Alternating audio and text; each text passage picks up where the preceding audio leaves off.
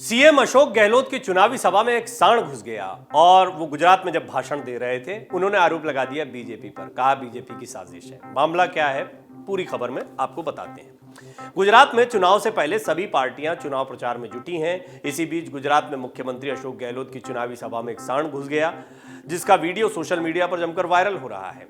CM Ashok Gehlot सभा को संबोधित कर रहे थे। इसी दौरान सांड घुसने से अफरा तफरी मच गई, जिसके बाद अशोक गहलोत ने इधर उधर न भागने की अपील की। इसके साथ ही लगे हाथ उन्होंने भाजपा को लपेटे में ले लिया। मुख्यमंत्री गहलोत ने कहा कि मैं बचपन से देख रहा हूं कि जब भी कभी कांग्रेस की मीटिंग होती है तब भाजपा के लोग गायों और सांडों को डिस्टर्ब करने के लिए भेज देते हैं। वीडियो में दिख रहा है कि गहलोत सभी को कह रहे हैं कि आप इधर उधर मत भागिए, सांड को सुरक्षा व्यवस्था में तैनात कार्यकर्ता निकाल देंगे। इसके बाद सांड को सभा से बाहर निकाला गया।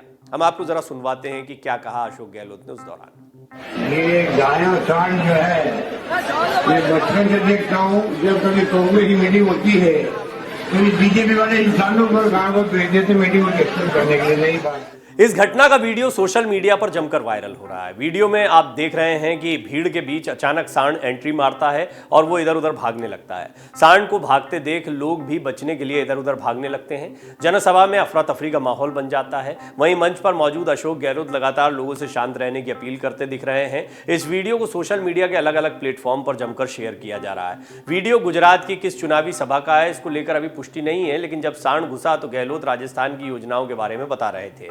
आपको बता दें कि कांग्रेस ने राजस्थान के सीएम अशोक गहलोत को गुजरात चुनाव में पर्यवेक्षक बनाया है। गहलोत को कांग्रेस पहले भी गुजरात चुनाव की जिम्मेदारी दे चुकी है और 2017 में अच्छा प्रदर्शन भी कांग्रेस का रहा था जब उनके हाथ में प्रचार की कमान थी। गहलोत की सभा में सांड घुसने पर सोशल मीडिया पर यूजर तरह तरह के कमेंट कर रहे हैं। कुछ लोग सीएम गहलोत के पक्ष में वीडियो शेयर कर रहे हैं। वहीं कुछ ने सीएम गहलोत को घेरते हुए कहा कि क्या हर बात की जिम्मेदार भाजपा है कि रैली में सांड घुसाया है तो भी बीजेपी की साजिश है।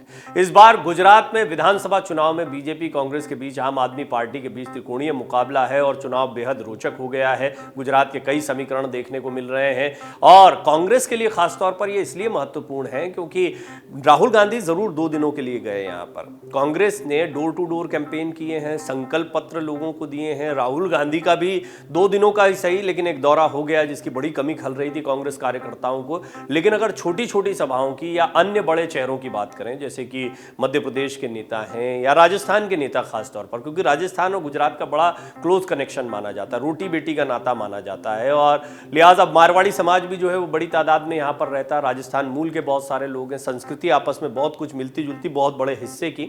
तो अशोक गहलोत का अच्छा प्रभाव चल सकता है। वो यहाँ पर लोगों के बीच में अच्छी पकड़ रखते हैं, लिहाजा उनको एक बार फिर प्रचार में उतारा गया है। तो वो लगातार चुनावी सभाएं कर रहे हैं, लोगों के बीच जा रहे हैं। ऐसी एक सभा को संबोधित कर रहे थे और ये बताया जा रहा है कि ये गुजरात की एक सभा का वीडियो है जहाँ पर एक सांड घुस आया।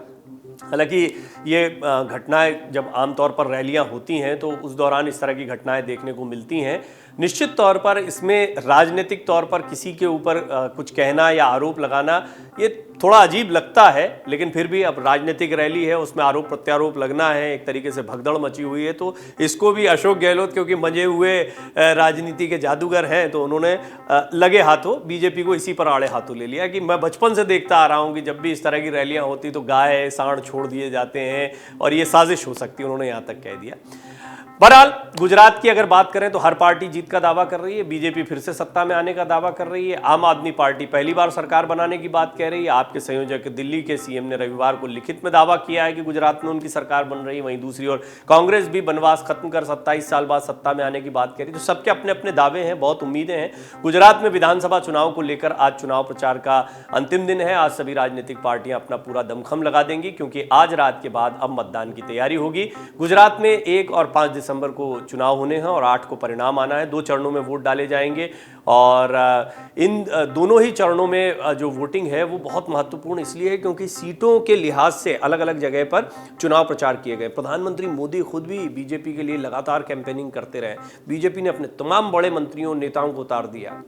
और इसकी बहुत बड़ी वजह रही कि बीजेपी इन चुनाव को हल्के में नहीं ले रही है। कांग्रेस को बड़ी उम्मीद है, हिमाचल में तो बड़ा कॉन्फिडेंस दिखा रहे हैं, अभी नतीजे आए नहीं है, उससे पहले ही ऐसा कहा जा रहा है कि सीएम कौन होगा की दौड़ शुरू हो गई है। प्रतिभा सिंह कभी भारत जोड़ो यात्रा में दिखाई दे रही हैं, तो सुक्खू जो है वो भी दिखाई दे रहे हैं और लगातार दिल्ली के और भारत जोड़ो यात्रा के इनके चक्कर लग रहे हैं। इसकी बहुत बड़ी वजह मानी जा रही है कि नतीजों के वक्त कांग्रेस को बहुत ज़्यादा उम्मीद है, तो बाद में क्या डिसीजन होना है उस पर पहले से ही बातचीत हो जाए कि कौन सा चेहरा आगे रहने वाला। कांग्रेस को इतना कॉन्फिडेंस है। बहरहाल गुजरात की स्थिति ऐसी नहीं है, गुजरात में त्रिकोणीय मुकाबला है, यहाँ पे सबके अपने अपने दावे हैं।